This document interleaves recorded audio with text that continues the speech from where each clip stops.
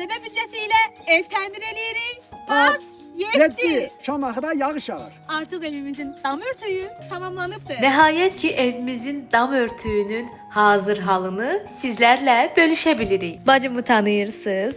Çox vaxt kameralardan uzaq qalır, çünki bizim videomuzu çəkməklə məşğul olur. Abşeron Ticarət Mərkəzi sayəsində dam örtüyümüz artıq hazırdır. Su çənimizi isə quraşdırırıq. Dam örtüyünə ümumilikdə 3600 manat, su çəninə isə 435 manat pul gedib. Sizə bu gün Hikmət əmidən danışmaq istəyirəm.